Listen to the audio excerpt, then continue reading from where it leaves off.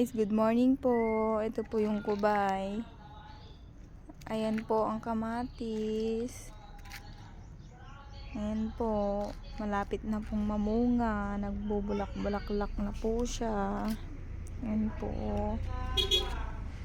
Ito po guys, yan. Malapit na yung bunga niya oh. Ayan po yung ampalayang balang. Nagsigapang na po sila. Ito po yung sili. Malapit. Ayan po, namumunga, nabubulaklak po siya. Nakita nyo po. Ayan po. May bulaklak na po siya. Pero ayan po, unano, pandak. Ayan guys. Ito yung paggapangan ng ampalaya. Ayan guys. At ito naman po yung talong. Ayan po.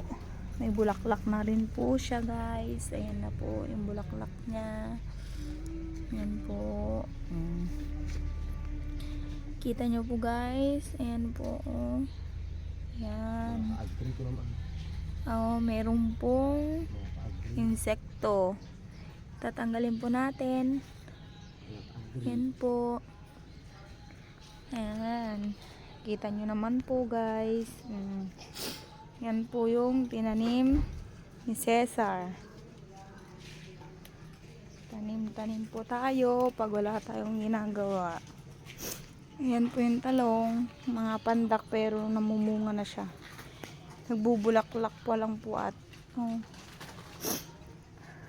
ito rin po yung okra. Wala pa po siyang bulaklak.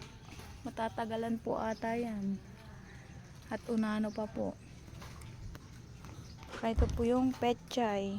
Hindi pa po namin nilipat at wala pong paglilipatan. Maliit lang yung space. Yan guys, yung okra. Malilit pa kaya hindi pa po namumulaklak. Ayan po, unano. Pero yung mga sili at kamatis at talong, bubulaklak na po siya. Ito po yung malunggay na pinutol namin. Tapos nagsaringit na po. Ilocano. Ayan guys. Ito rin po yung pechay. Mga 1 week na lang po. Maaani na po siya. Ayan po guys. Yan guys, pechay. Yan po, medyo yan po, malalaki na po siya. At yan po si Cesar. Tinatanggal niya po yung maliliit. Yan po. Good morning po tayo. Ito po muna ang ginagawa namin pag umaga. Ayan po, pag wala pong itlog, ito po ang inaatupag para kapag maani, pwedeng ibenta, pwedeng ulamin yung iba. Ayan guys, pag may itlog, medyo hindi po tayo makakapuan ng tanim. Hapon na po pagdating po namin. Mga gabi, ganun po tinitignan. Yan po guys, kita nyo po. Saan naganatan eh? Ha? Ito po yung pandan. Yan po. Yung gabi po, ayan.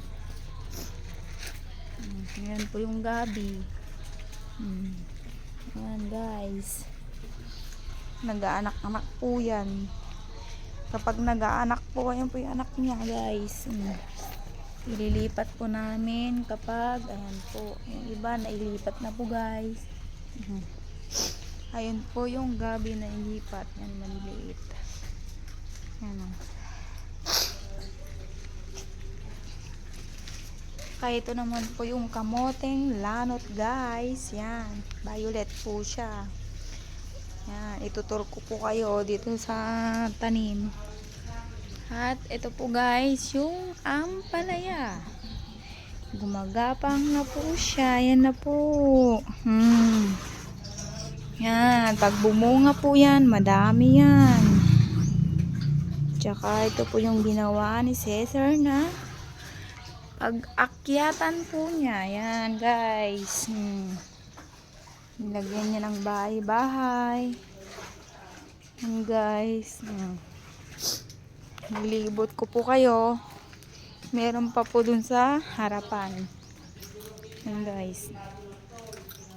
Ayun guys. May kamote din po dun. Kamoteng lanot.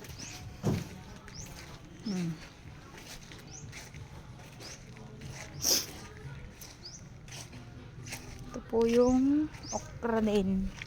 Dito rin po namin tinanim at wala pong space doon. Yan po guys.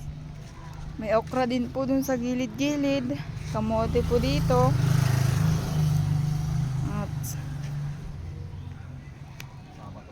ayan guys. Kita nyo po. Dami pong kahoy dyan sa gilid. Yan po.